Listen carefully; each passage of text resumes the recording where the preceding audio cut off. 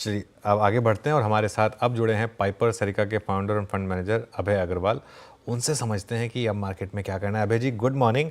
शुरुआत तो करेंगे आईटी के साथ, क्योंकि इसने एक क्लियर कट लीडरशिप ले रखी है और वो भी इस तरीके की लीडरशिप की किसी भी लेवल पर आपने आईटी स्टॉक्स खरीदे, छप्पर फाड़ कर पैसा बना यहाँ पर। यहाँ क्या व्यू होगा आपका? आई थिंक थोड़ा बॉटम फिशिंग और वैल्यू बाइंग है इसमें अनुज, क्योंकि काफी समय से सेक्टर ने परफॉर्म नहीं किया था।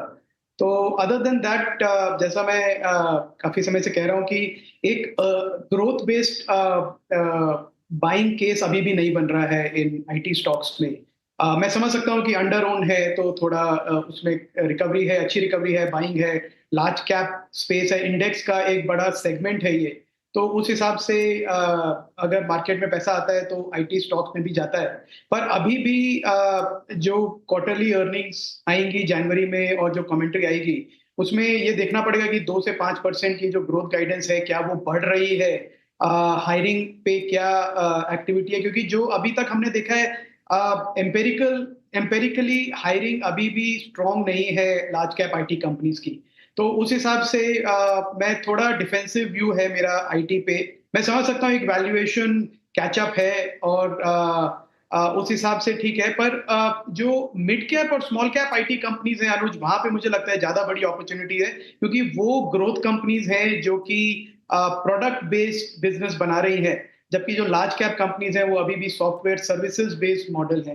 तो थोड़ा चेस करने की बजाय इनको थोड़ा, मुझे लगता है कि एक जो इस क्वार्टर की अर्निंग्स हैं उन्हें असेस करना चाहिए, जो जनवरी में आनी शुरू हो जाएंगी, और जो मैनेजमेंट की कमेंट्री भी है वो उससे भी पता चलेगा कि उनको क्या ग्रोथ का एक्सपेक्टेशन है अगले साल का।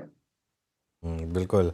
दूसरी पॉकेट जो फोकस में है वो है एफएमसीजी। पिछला क्वार्टर डिजास्टर्स था और गोदरेज ने आके ऑलरेडी बोल दिया है कि इस क्वार्टर में भी कुछ मत एक्सपेक्ट करिए। इसमें भी ना क्या हो रहा है अनुज, की because of high price inflation, उसकी वजह से जो हम देख रहे हैं कि जो कस्टमर्स हैं वो थोड़ा डाउन ट्रेड कर रहे हैं, वो लोकल ब्रांड्स पे शिफ्ट हो रहे हैं। अच्छी बात यह है कि वॉल्यूम ऑफ कंजम्पशन कम नहीं हुआ है कहीं भी अनुज, किसी भी कैटेगरी में जो हमने देखा वॉल्यूम जो है वो बढ़ा है, 3 4 5% का वॉल्यूम ग्रोथ है अक्रॉस कैटेगरीज। पर डाउन ट्रेडिंग हुई है, तो अगर लोकल ब्रांड जो है वो 8 10% सस्ता है, तो जैसा कोविड के टाइम पे हुआ था उसी तरह की एक डाउन ट्रेडिंग हो रही है। तो आई थिंक अब जो एफएमसीजी कंपनीज है उनके ऊपर ओनस है कि वो कैसे या तो अपना मार्जिन ड्रॉप करें थोड़े टाइम के लिए, जैसा उन्होंने कोविड के टाइम पे किया था मार्केट शेयर प्रोटेक्ट करने के लिए, या कुछ और स्कीम्स के थ्रू या किसी और तरीके से एक अपना पर यूनिट प्राइस इस लेवल पे गिराएं कि वापस उनके प्रोडक्ट की बाइंग स्टार्ट हो जाए। तो ये कंपनीज काफी स्मार्ट है, मैनेजमेंट बहुत अच्छे हैं, तो मुझे लगता है कि ये लोग जल्दी फिगर आउट कर लेंगे कि वॉल्यूम ग्रोथ वापस पाने के लिए हमको क्या करना पड़ेगा। तो इस अनसर्टेनिटी में मुझे लगता है कि एक इन्वेस्टर्स के पास अच्छी अपॉर्चुनिटी है, जो लार्ज कैप एफएमसीजी कंपनीज हैं जो मिस आउट हो गई या किसी के पोर्टफोलियो में अंडरवेट है। मुझे लगता है कि ये करेक्शन इसी हिसाब से रहा तो एक अच्छी अपॉर्चुनिटी है लॉन्ग टर्म इन्वेस्टर्स के लिए ये लीडिंग एफएमसीजी कंपनीज को अपने पोर्टफोलियो में ऐड करने की। मौका शायद इन डिप्स पे फ़ायदा उठाने का। रुपये में जो लगातार वीकनेस परसिस्ट कर रही है, ऑफ कोर्स इसका सरोकार तो आईटी से रहता है, उसकी आप लोग चर्चा कर चुके हैं, लेकिन ये क्या कुछ चिंता बढ़ा सकता है? क्योंकि अब देखिए 84 86 के लेवल्स आ चुके हैं। नहीं, देखिए ग्रेजुअल डेप्रिसिएशन है हर्षदा, मुझे नहीं लगता कि कोई बाकी बहुत बड़ी चिंता का विषय है। इनफैक्ट मैं कहूंगा कि ये एक बहुत बड़ी अपॉर्चुनिटी क्रिएट करता है, और सरकार का भी ध्यान है कि कैसे इंपोर्ट जो है हमारे नॉन एसेंशियल प्रोडक्ट्स के, जैसे इलेक्ट्रॉनिक्स हैं, सेमीकंडक्टर्स हैं, एक टेलीकॉम इक्विपमेंट है, इन सब का इंपोर्ट हम कैसे सब्स्टिट्यूट करें लोकल मैन्युफैक्चरिंग में। तो मुझे लगता है कि इसका एक बहुत बड़ा फायदा होगा रुपी डेप्रिसिएशन का लोकल मैन्युफैक्चरिंग को सपोर्ट करने का। सरकार के पास एक बहुत बड़ा रीजन है कि रुपए की वैल्यू प्रोटेक्ट करने के लिए, ट्रेड बैलेंस को सपोर्ट करने के लिए हम कैसे अपना डोमेस्टिक प्रोडक्शन बढ़ाएं और कैसे स्कीम्स बढ़ाएं, जैसे पीएलआई के थ्रू ईएमएस कंपनीज को इतना फायदा हुआ, डिक्सन एम्बर जैसी कंपनीज को, केन्स जैसी कंपनीज को, तो बाकी सेक्टर्स को भी कैसे उसका फायदा मिले।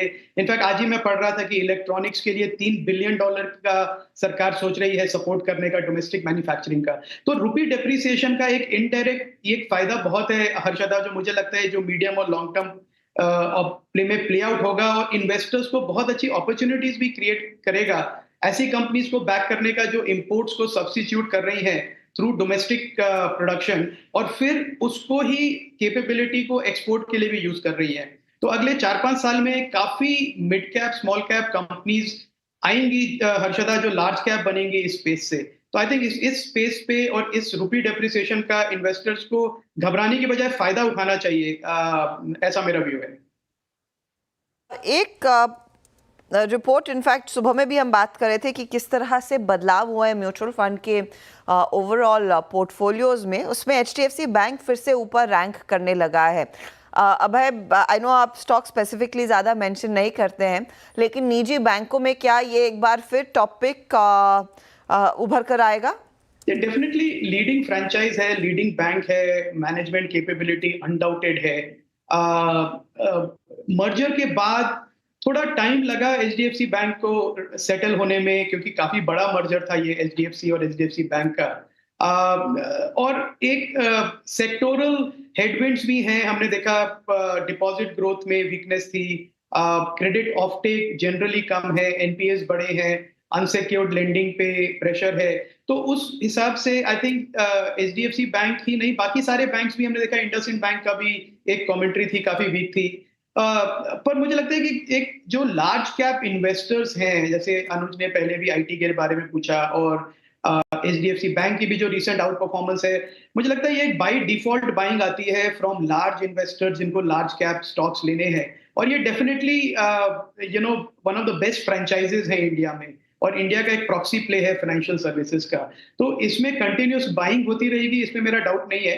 पर again just like IT services की लीडिंग स्टॉक्स है, उसी तरह मैं एचडीएफसी बैंक और बाकी बैंक्स की भी कमेंट्री देखना चाहूंगा कि वो ग्रोथ गाइडेंस अभी क्या दे रहे हैं अगले साल का, क्योंकि ये एक बहुत कॉम्पिटिटिव स्पेस है और अभी आरबीआई के गवर्नर भी नहीं आए हैं, उनका क्या पॉलिसी का रुख होता है। तो उसके लिए थोड़ा मुझे लगता है वेट करना चाहिए लार्ज बैंक्स और लार्ज आईटी सर्विसेज कंपनीज के लिए। ओके, चलिए अभय जी, बहुत बहुत शुक्रिया आज हमारे साथ जुड़ने के लिए और इन सब टॉपिक्स पर बात करने के लिए। मार्केट बहुत ज़्यादा वोलेटाइल है, सिर्फ एक आईटी को छोड़ दें जो अभी भी डे हाई पर है, और कोफो